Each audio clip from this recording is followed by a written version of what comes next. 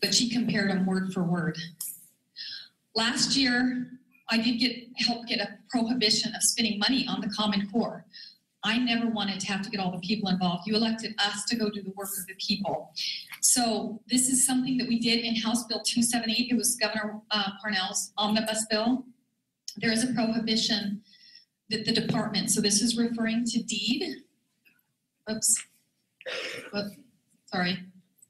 Push the wrong button there. It says the department, so deed, may not expend any money to implement the set of education curriculum standards for grades kindergarten through 12th established by the Common Core Initiative. There you go. It's against the law. That is a prohibition in state law right now. Unfortunately, they keep doing it, and I was regulatory review chair the last 2 years. The court stripped us of our power many, many years ago, that even if I could get all 60 legislators to repeal administrative law, which is a regulation, so a state law is a statute, a regulation is called administrative code, and it's via regulation. It tells how to implement them, and that's done by the executive branch. The regulations keep coming through, and that's where the problem is. I was going to the State Board of Education meetings, pleading them not to pass some of these regs on homeschoolers and testing and all that, but unfortunately it's happened, and that's why I'm here getting all of you involved, so I really do want to thank all of you for being here today. What about these tests, the AMPs, the Alaska Measures of Progress? They're coming up. That's why we're here today, because we wanted to equip you all with knowledge about the AMP tests. There's Smarter Balance in some states, and the park, you'll see across the nation, people are walking out. Sometimes 60,000 people are walking out of these assessments. They're high-stake tests, and the Smarter Balance. In Alaska, we're doing something just a little bit different, but it appears from everything we can tell, we're following the Smarter Balance. We initially were in the Smarter Balance, but people like me, Barbara Haney, and several others, we raised quite a steam, and we got out of that, but we're doing AAI through the University of Kansas. So KU, interestingly, my grandparents both graduated from KU, so I have friends down there that were following this, not as closely as I want because they're not able to get the information that they need, but we're certainly trying. But this, Alaska and Kansas are being assessed together. And AAI is the contract right there. It's a $25 million contract that we have with them to administer tests. Plus we have 12 full-time people just at the state, dozens and dozens of IT. This is costing the state a fortune. So state annual measures of outcomes. You guys can go on and you can look online and just look up the annual measures of outcome, AMO. Well, the interesting things is there's different targets based on different races. A lot of people have a real hard time that there's different targets for different races. So you can look up that. It's a very highly controversial thing. There's also some videos out there that we have that 147 Degrees West and Alaskans Against Common Core is a great place to follow this issue. They posted a lot of videos. So if you want more information, if this was a longer symposium, we could show the videos, but you can go on those links and follow this. Fast forwarding assessments, as a legislator, I was like, wait a minute, these standards, one, we don't even know if they're good. And two, the teachers, there hasn't been an opportunity to transition into them. We wanted to push them back, but there's a heavy lobby down in Juneau, and unfortunately, Commissioner Hanley is not answering to us. He's answering to the federal government, and we found a letter. I kept saying we want to push them back, not forward. He ended up pushing them forward to this year, and we found this letter that was called the 12 must letter. It's in a couple slides here, but it basically the federal government forced us to fast forward these assessments. They were very, very concerning to us. How about parents? A lot of you're going to be told. I just went to the State Board of Education meeting after my little booting from caucus for standing my ground on the budget. I have a little bit more freedom, and so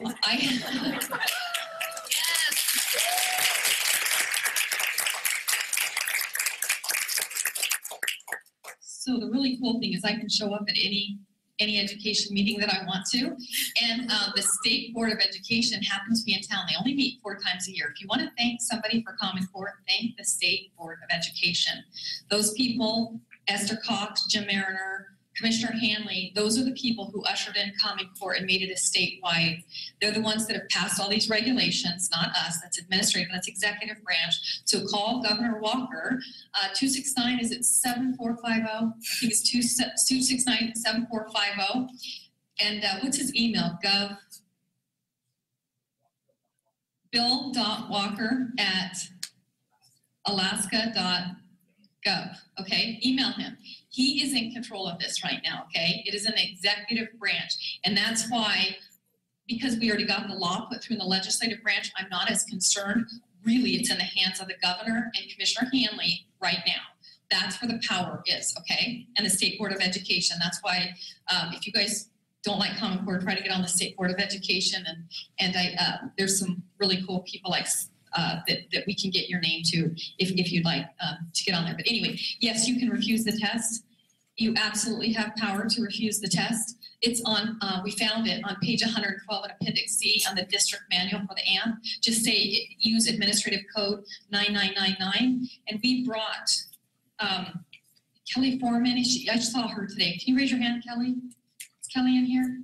I thought I saw Kelly in here. Anyway, her and Barbara Haney put this package together. We have them. This talks all about the AMP and it'll give you all the information that you need if they push back, because they are directing everybody. They are directing every school, every student to take the test, period. I was in the State Board of Education meeting last week, and that's what they were saying. One charter school was trying to get a waiver, even from the early literacy tests, and even in the Scandinavian countries, they don't like to test a lot of the kids until later. I used to live in Norway, so I know that they like to test them at second grade and beyond. They're forcing these early literacy tests now, which one school asked for a waiver, they would not even give them a waiver. It's absolutely outrageous. It's tyranny, if you ask me, but parents do have the right, and you can refuse the test. Okay, so just put a little note, parent or student refusal. And just in case they need help, tell them what code they use, okay? And by the way, the ASPE court scores, they're gonna say money is attached. There's no money attached. I have an email that was CC'd to Governor Walker's office, because every time I communicate with Hanley now, it seems like Governor Walker's is CC'd, his political director, and there is $0. I said, are you sure? Are you sure? And he said, absolutely, there's no dollar. So one, there's no dollars attached. And number two, the ASPE scores have been suspended this year. So don't let anyone bully you, okay? This is the slide that just forces that the assessments must be fully implemented no later than the 2014-15 school year. So this was the U.S. Department of Education forcing us to do them this year. How about data mining? This is the real controversial issue. So first of all, I took an oath when I took this job.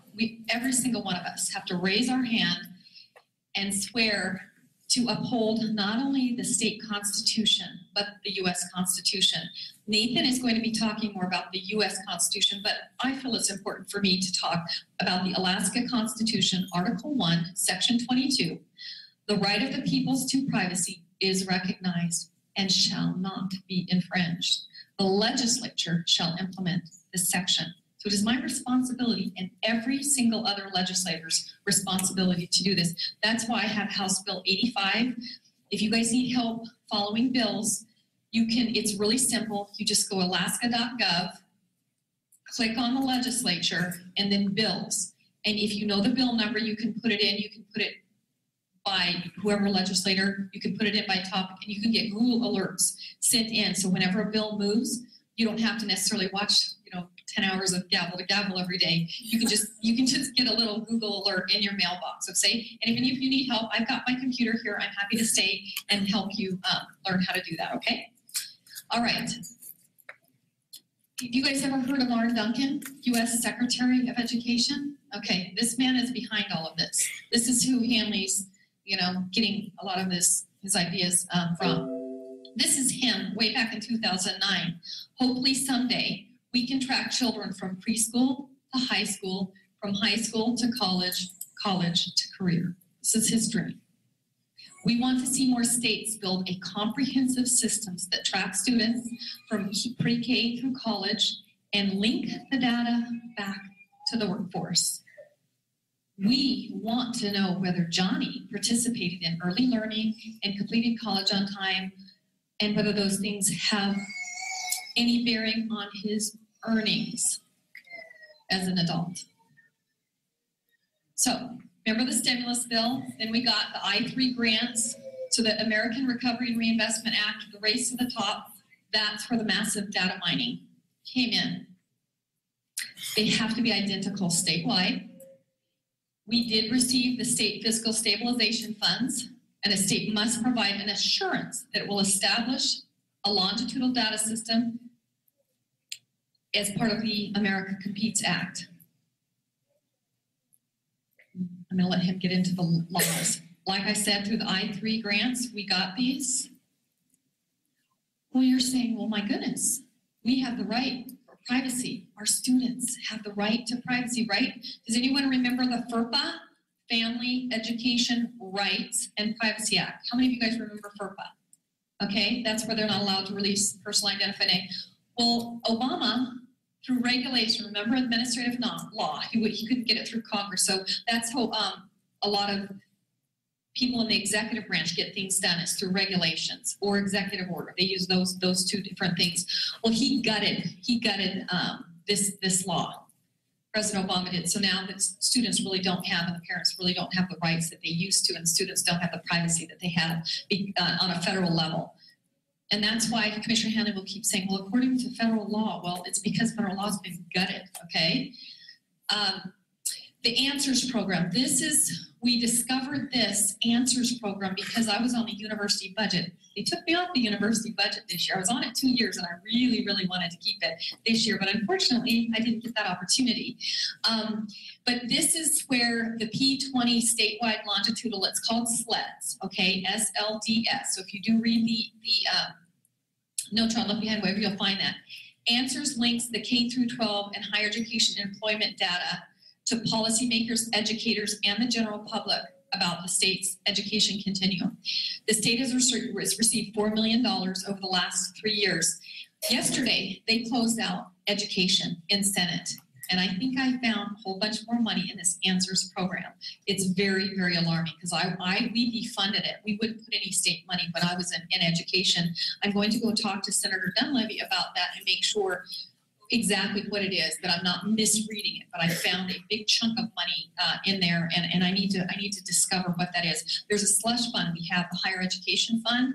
There's about $400 million slush fund, and they appear to be pulling money from that fund to fund, like they were giving me a hard time because of a little whammy. All as I did was not want to delete the intent language to completely get rid of the program. That's all I did. There was not a fiscal note on it. But they put in $3.6 million through the program just for internet access. It wasn't even extending, it was just to pay the bill. So there's a lot of stuff that you guys don't see that goes on. But what I'm saying is there's a $400 million slush fund that was part of the Alaska Performance Scholarship. That's when everything started under Governor Parnell. Through Senate Bill 221 back in 2010. That's when Answers was set up as well. And it's under Alaska Commission of Post-Secondary Education. I was a commissioner on that. I was so excited. I just found out yesterday they took me off that too. So just one more punishment. So Lynn Gaddis, you guys are going to have to follow her. She got my position there on the commission. I'll still be following it as closely as I can. I just won't have a vote at the table. What kind of student data are they collecting? Test scores, disciplinary. There's 400 recommended data points. They're not mandatory. They're just recommended at this point in time. But anything from political, there's all sorts of information, bus stops, just a whole bunch of things, insurance. There's 400 of them there. If you go in Oasis, it's really fun. It's still up. When I did the Answers hearing, February 20th, the next day, a whole bunch of the answer stuff was scrubbed off the website, interestingly, but we captured screenshots of what's really going on. But right now, the Oasis is still up, and this is the online student information system. And basically what this is there's 7 domains. I couldn't link the domains, and I finally figured it out. But there's 7 different domains here. The first is